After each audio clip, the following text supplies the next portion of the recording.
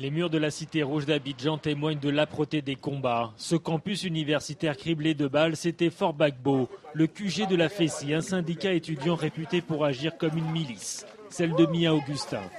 Aujourd'hui, ces jeunes affirment l'avoir échappé belle. Depuis la chute de Laurent Gbagbo, les miliciens ont déserté. Tous ceux qui répondaient au nom des ordres de Mia Augustin, tous ceux qui étaient des hommes en armes, qui étaient là sous la coupole de Mia Augustin, il n'y a présentement personne. Car la peur a changé de camp. Dans les rues d'Abidjan circule la rumeur d'une traque meurtrière contre les miliciens de la FESI. L'un d'entre eux, un haut responsable, a accepté de témoigner. Le rendez-vous a été fixé dans une maison à l'extérieur d'Abidjan. Impossible de le situer ni de voir son visage. Il nous demande de lui garantir l'anonymat. Est-ce qu'aujourd'hui vous craignez pour votre vie? Oui, donc on craint pour notre vie. Tout à l'heure, si on sait que je suis là, on peut venir m'attraper. Je voulais que quelqu'un dise voilà, puis on vient. Donc on a peur, beaucoup peur. Nous FESI, je ne suis pas patron, je suis FESI. Et on a commis des fautes graves. Donc, quelle faute? Vous parliez de faute, quelle faute par exemple? La FESI, on a tué, on a frappé des gens.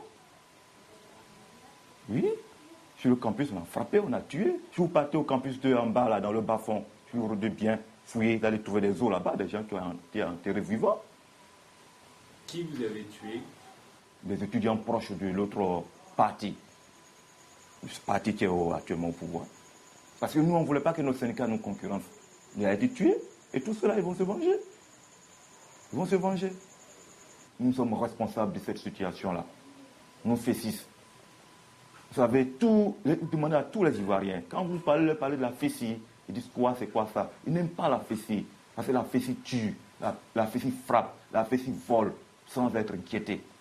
On faisait tout, on mettait la loi partout. Je vais vous donner les statuts, et puis je vais vous donner un document que nous, les gens de l'Ouest, nous avons fait pour confisquer le pouvoir. Pour garder le pouvoir, les consignes sont écrites. Ce document jette les bases d'une guerre ethnique. Ce responsable de la FESI décide finalement de nous le lire.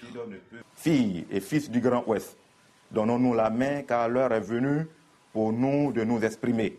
L'heure est venue de tuer et chasser les Akans de chez nous. L'heure est venue de récupérer nos terres.